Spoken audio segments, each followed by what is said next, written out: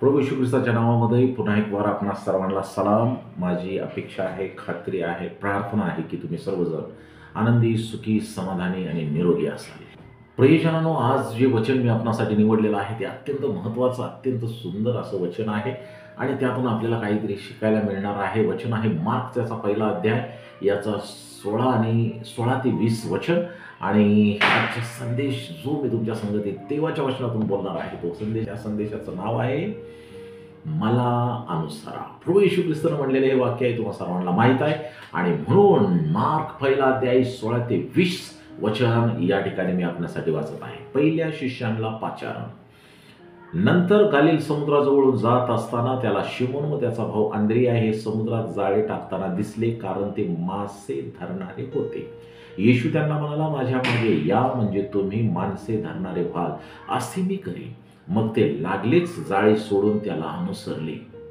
येथून काहीसे पुढे गेल्यावर त्याला जब्दीचा मुलगा याकोब व त्याचा भाऊ योहान हे तारवात जाळी नीट करताना दिसले आणि त्याने त्यांना लागलेच बोलाविले. मग ते आपला बाप जब्दी याला चाकरांबरोबर तारवात सोडून त्याच्या मागे गेले. प्रभू परमेश्वराच्या नावाला धन्यवाद असो.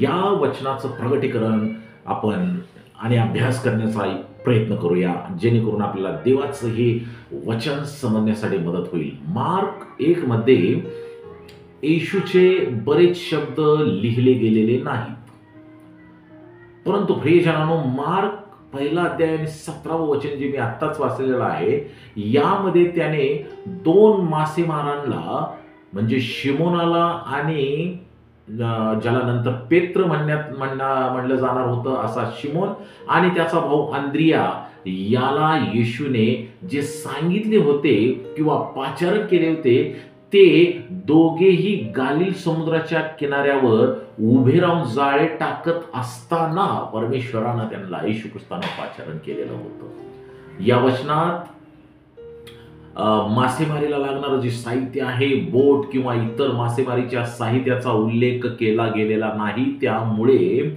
आपण असे समजून घेऊ शकतो की, किंवा स्कॉलर्स असे म्हणतात की, त्या दोघांची, म्हणजे हा जो शिमोन आणि त्याचा भाऊ अंद्रिया आहे, या दोघा भावांची आर्थिक परिस्थिती चांगली नव्हती. मात्र मार्क 1:19 ते 20 या वचनांच्या मध्ये याकोब आणि योहान भाऊ आपल्या नोकरांच्या संगती आणि आपल्या वडिलांच्या संगती एका बोटीमध्ये आहेत.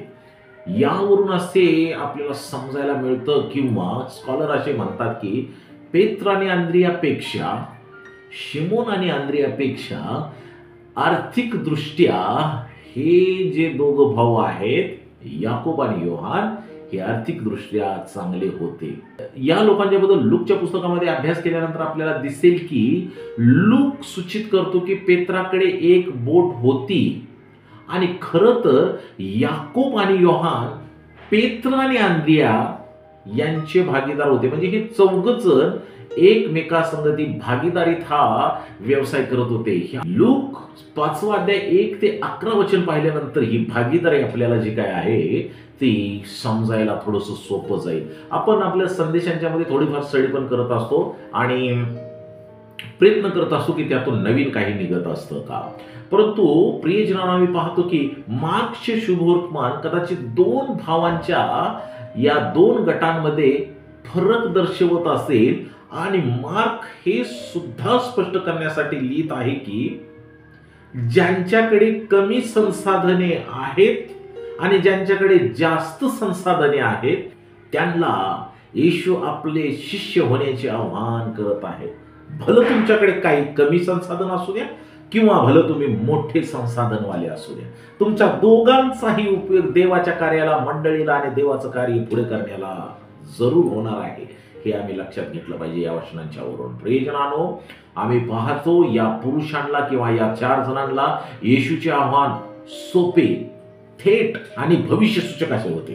तुम्ही या, म्हणजे मी तुमच्या संगती असं करेन, मी तुम्हाला असं बनवेन. तो त्यांना त्याचे अनुसरण करण्याचे आव्हान करत होता, पाचारण करत होता. म्हणजेच त्याचे शिष्य बनण्याचे तो त्यांना आव्हान करत होता. तो सूचित करतो की, जर त्यांनी त्याच्या आव्हानाला प्रतिसाद दिला तर तो त्यांना माणसे धरणारे असे तयार करेल. माणसे धरणारे म्हणजे काय, धरून त्यांना काय मासे विकत होते तशी विकायचं नव्हतं. माणसे धरणारे म्हणजे प्रभूसाठी लोक तयार करणारे, अशी मी तुम्हाला करेन. थोडक्यात, I am going to make you a pastor. मी तुम्हाला पाळक बनवणार आहे. किती सुंदर हे वचन आहे, किती मोठी संधी ही आहे. म्हणजे यहुद्यांना ते ख्रिस्ताची सुवार्ता सांगणारे असतील असं प्रभू येशू ख्रिस्त त्यांना बनवणार होता. विचार करा की, किंवा मला विचार पडतो की हे लोक लगेच सर्व काही सोडून येशूचे अनुसरण का करत होते? त्यांनी लगेच पाग टाकला म्हणलेला आहे, जाळं टाकलं म्हणलेलं आहे. या दोन भावांनी तर आपलं सोडून आलेच, परंतु हे जे दुसरे दोन भाऊ होते, याकूब आणि योहान, हे तर आपल्या बापाला ना आपल्या नोकरांना ना आपली बोट सोडून आले. हे लगेच यांचं जे प्रतिसाद होता येशू ख्रिस्ताच्या विचाराला, त्या प्रतिसादाचं कधी कधी विचार करण्याजोगी बाब आहे. हे कसं घडतं हे आम्हाला समजायला कधी कधी अवघड वाटतं, पण बायबल हे सर्व काही क्लिअर करतं. योहानाच्या शुभवर्तमानात हे दृश्य अधिक पूर्णपणे भरलेलं भरीव असं दाखवण्यात आलेलं आहे. योहान 1 अध्याय आणि 29 ते 42 वचन जर आम्ही वाचलं तर हे दृश्य अधिक चांगल्या प्रकारे आपल्याला पाहायला मिळतं. या ठिकाणी असे दिसते की ते भाऊ, म्हणजे जे हे चौघच्या चौघ भाऊ, हे दोघं भाऊ आणि हे दोघं भाऊ, असे 4 जण भाऊ आणि हे 4 लोक बाप्तिस्मा देणाऱ्या योहानाचे अनुयायी होते अगोदर. आणि त्यांनी येशूला जगाचे पाप हरण करणारा देवाचा कोकरा आहे अशी जी योहानानं घोषणा केली होती ती माहीत होती आणि त्याचे हे साक्षीदार होते. योहान 1 अध्याय 29 वचन. मी तुमच्यासाठी ते वचन वाचतो. वचन असं म्हणतं, दुसऱ्या दिवशी येशूला आपणाकडे येताना पाहून तो म्हणाला, हा पहा जगाचे पाप हरण करणारा देवाचा कोकरा. प्रियजनांनो, ही जी घोषणा आहे योहान करत होता त्यावेळेस, या पर्टिक्युलर वेळी, या घोषणेच्या वेळी योहानाचे हे 4च्या 4 शिष्य होते. योहान त्यांचा गुरु होता आणि त्यांच्या गुरुनं केलेल्या या घोषणेचे साक्षीदार ते होते की हा पहा जगाचे पाप हरण करणारा देवाचा कोकरा. आणि म्हणून ते येशूला भेटले आणि यार्देन नदीजवळ त्याच्यासोबत त्यांनी वेळ सुद्धा घालवलेला होता. यार्देन नदीजवळ त्यांनी त्या क्षणानंतर, त्या घोषणेनंतर त्याच्याबरोबर वेळ घालवलेला होता.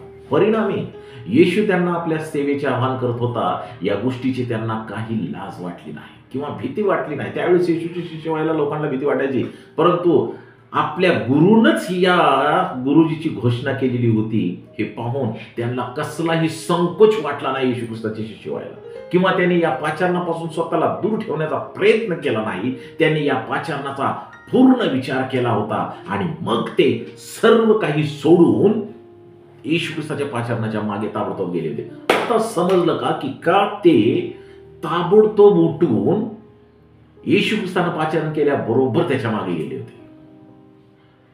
पण मार्क या दृश्याचा अधिक तपशील का देत नाही समजत नाही. कदाचित तो येशूच्या सामर्थ्यावर भर देण्यासाठी असे करत असावा की येशूनं सांगितलं आणि ते आले. येशू बोलावतो आणि इच्छुक मासेमार प्रतिसाद देतात आणि यानंतर त्यांचे जीवन आणि जग कधीही एकसारखे राहिले नाहीत. म्हणजे ज्यावेळेस ते येशू ख्रिस्ताच्या पाचारणाला घेऊन बाहेर पडले, त्यानंतर ते जगाशी नातं तोडून त्याच्या संगती जोडले गेले होते. यानंतर जग आणि त्यांच्यामध्ये फरक दिसत होता. यानंतर त्यांनी स्वतःला जगापासून वेगळे केले होते. ते जगाशी समरूप झाले नाहीत. यानंतर येशूचे अनुसरण करण्यासाठी तुम्हाला काही गोष्टी सोडण्याचे तुमच्या मनात आले आहे काय? हा माझा तुम्हाला प्रश्न आहे.